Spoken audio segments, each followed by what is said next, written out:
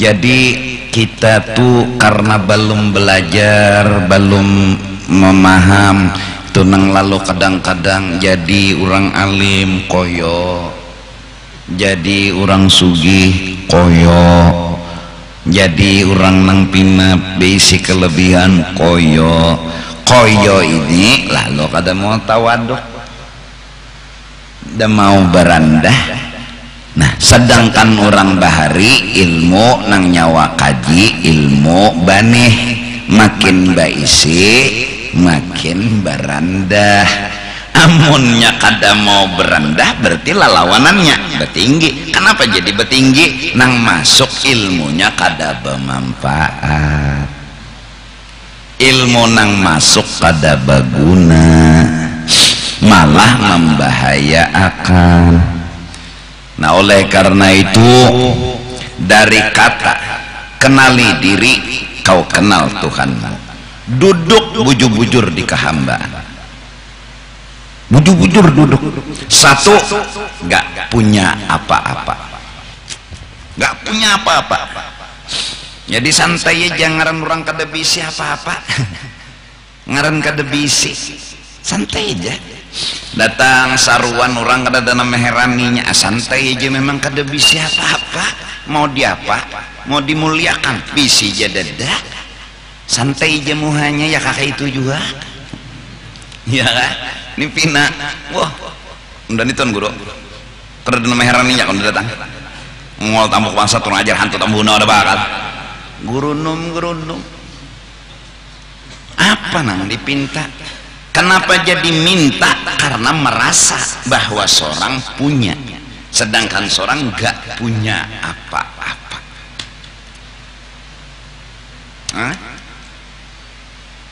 Dulu seorang ulama Habib wali Allah Ta'ala nya kada dikenal panglah. Jadi rombongan maulid ini sudah berdahulu datang di panggung, siap madangnya Habibnya aja lagi. Ada Habibnya terlambat datang, jadi orang santai ya, ruangan sudah hibak, jadi disuruh orang Habib ini duduk di bawah, di ujung duduk aja sidin santai, kada tahu masa orang kada bisi apa-apa. Nah, jadi si rombongan ini juga cengang menghadangi siapa? Nang Habib. Habibnya udah duduk di bawah jauh. Jadi kada lawas ada nampinan do, itu Habibnya jebuhannya. Lalu jar anak buah nih nampinan atuh sidin situ turunan berta mbak sidin di bawah turunnya gabung rombongan ke situ. Akhirnya maulid kada terpakai panggung, sidin pang disuruh duduk di sidin, kurang nang nya kada tersinggung, kada maanggap, kada perajuan, santai. Tekena kita ini anak ketulahan sekampungan kah? Koyo banar, sombong banar, alim seberapa gerang. Nah, bingung orang kenapa jadi rombongan ke situ. Sekalinya itu jebuhannya tukang patehah kan pemimpinnya di situ, bapak kami di atas ini. Lalu ada ulama yang berkata di pojok lain, man tawadha'a rafa'ahullah, barang siapa merendahkan diri, Allah yang mengatur cara memuliakannya. Rombongan turunan ke situ bertahan, kumpul sebertaan ke situ apa kasidah takajud penitia, kenapa bakas sedih di situ. Jadi jar bubuhan rombongan ini datu kami ketuanya di sini ya Pak. Allah yarham guru Bangil, bilanya ikut haul di Jawa lawan abah guru itu di ujung-ujung duduk sambil melihat ahlak-ahlak orang soleh. Santai aja, nya kada bisi napa-napa tadi pang, lalu santai muha. Jadi maksudnya tuh kada membedakan tah, ada membedakan. Jakanya tuan guru tuh diambili orang bojek umpat, diambili orang bebeca umpat, wajar kenapa nang kada bisi apa-apa nih syukur juga diambili bebeca nih kada kenapa cuma bebeca ambilin dah buang malnya enggak ada baadep lalu hanto nih kada bermanfaat ilmu kada berberkat maka berandah cirinya ilmu padi malah jaka orang tuh mengambil bebeca bebuat karena buliknya diantarakan orang bebeca ada duit bari nang mengantarakan tadi pulang nah berbuat baiklah kepada orang yang berbuat baik walau seadanya akhlak pulang. Jaka bahasa Banjar tukang beca tuh punya rahasia punya kelebihan sidin milik Allah berarti kisah Allah nih berarti Allah nang maambili kita Allah nang maatarakan kita minta Allah ini bahasa tauhid nih mustahil Tuhan jadi tukang beca itu paham sudah kajiannya bertahun-tahun sudah ini maksudku pembicaraan kalimat. Nah kalau Allah baik lawan kita harus baik lawan Allah terus apa nang kita julung ya pemberian nah terus karena kada kawa mendatangi Allah julung lawan sidin ini yaitu tukang beca natang jadi gitu tukang beca sudah guru dibari tuan rumah lain indah lain ya harusnya kayak itu karena saruan pulang pian kada diambil guru lah kada apa-apa saya kelopian berjalan sehat jago aja situ anak santai aja kada tersinggung ada pak kayak itu akhlak lalu kada mengalihi orang kada membebani orang ini orang sudah miskin dibebani beban hidup orang apalagi nang dijulung ban setum ban terak maka amjaku kita mencoba bukan mengaku sempurna mencoba mehimungi orang betasmiyah bawangaran bin selesai kadusa baa amplokan yang penting anaknya bangaran jangan sampai mengiau anak kada bangaran nah mun hendak menjulung duit silahkan mahadiah mau kada papa nang penting betasmiyah. Nah pernikahan sama penting urusan di kuah selesai di sana bawalija lagi di sini selesai yang penting akad nikah selesai menolongi menyamani memudahkan orang itu pun kita kadang ngaku sempurna kita mencoba melayani mehimungi membahagiakan orang kada usah diberi duit kada apa-apa ikam tahulah yang penting ikamnya nang nikah selamat sudah nah maka aku nang menikahkan ini tepapalit juga pahala tepalit kalau hitung-hitung orang bakal ikam maaflah kada merendahkan julung amplok kandal sampai misalnya 7 triliun sekalipun kededa artinya dibanding aku dapat pahala itu di akhirat kena bapakku menghurufkan atau membedakan atau merendahkan akhirat aku disuruh merendahkan dunia karena dunia daniyah dinamakan dunia karena hina dihina direndahkan pahala maka padilatnya minta kelejar betutuy sekali sama membunuh 70.000 nah ya Allah ujar nang laki sekali lagi 70.000 kali 2 nah. Jadi jar nang bini tuntung sudah sekali pulang 70.000 kali 3 nah kalau sekali ini kada Yahudi nang mati aku nang mati jeneng mati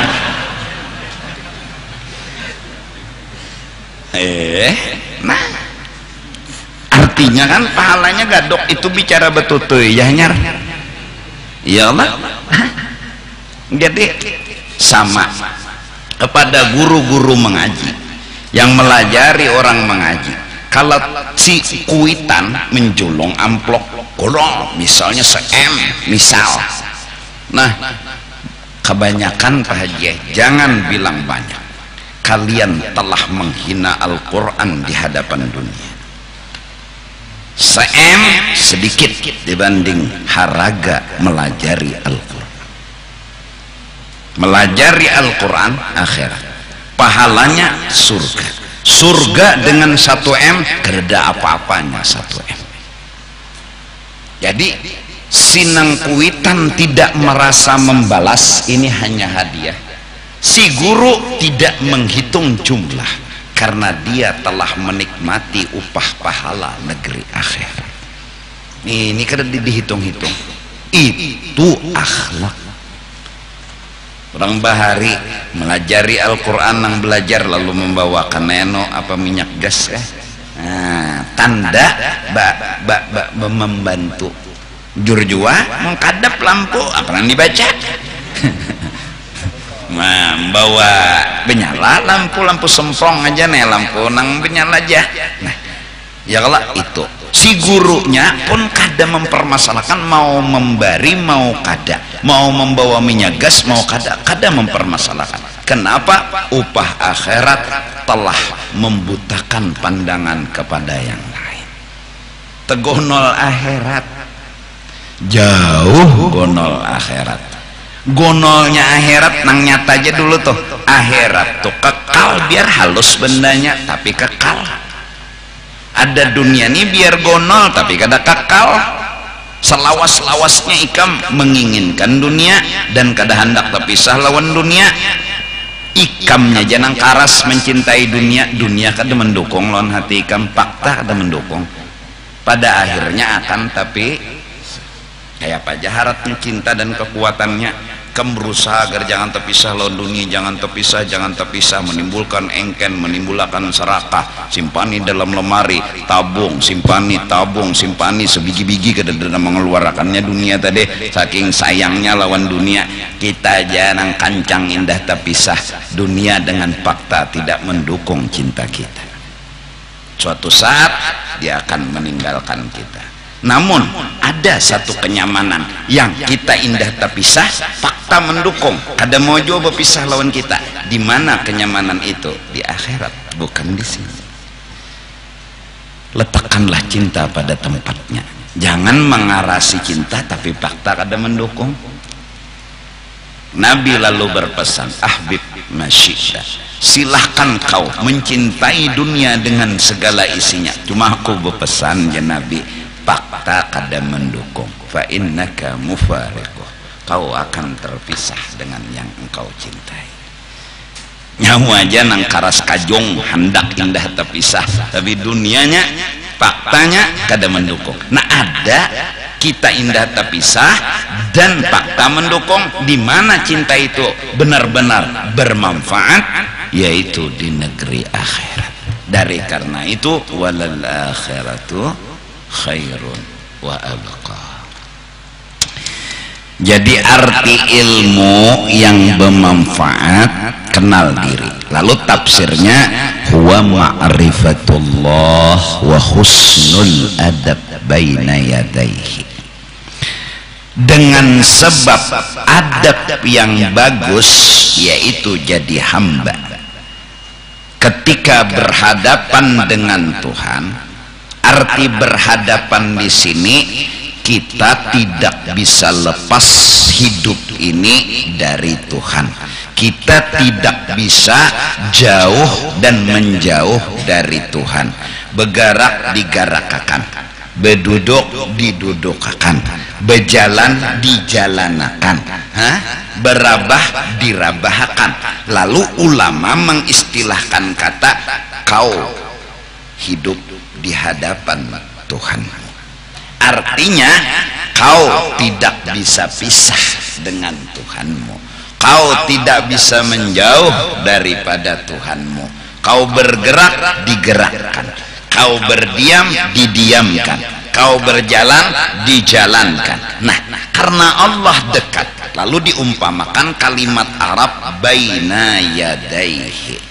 Tinggal orang yang ada di hadapan kita, yang kada jauh dari kita, menggauli, menemani, kada memisahi kita. Apa yang kita bawa? Adab, akhlak. Apa akhlak yang harus kita perankan, duduklah di kehambaan. Orang yang duduk di kehambaan Allah suka dan senang. Marah besar Allah ketika orang hendak jadi Tuhan. Loco juga munnya alim mengaku alim lah, mun sugih mengaku sugih, lalu model anak jadi Tuhan tah anu cukup sikong jegen Fir'aun yang tertulis ceritanya dalam Al-Quran, ana rabbukumul a'la, aku Tuhan kalian, aku punya segala-galanya. Ini nih mengakui, memandang, merasa si ampun diri nang isi kelebihan. Tapi Fir'aun tuh suah dielangi iblis, belang iblis ngetok lawangnya. Siapa di luar ya Fir'aun? Maka situ Tuhan. Mun situ Tuhan, tahu nang di luar. Kalah sepatok sudah. Bukainya oleh Fir'aun lawang masuk. Panya nyaman sok berdapat bahari itulah antara makhluk lawan anu duduk Fir'aun. Apa kabar nih? Kada undani kada habis pikir jer iblis. Napa?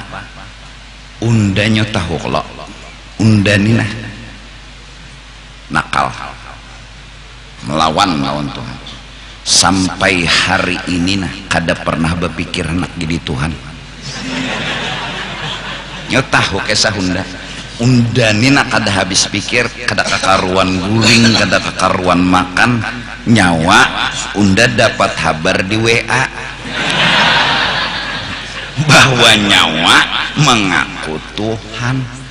Undani hendak betakon alasannya apa? Nyawa betanding ilmu lon unda kada apa-apanya.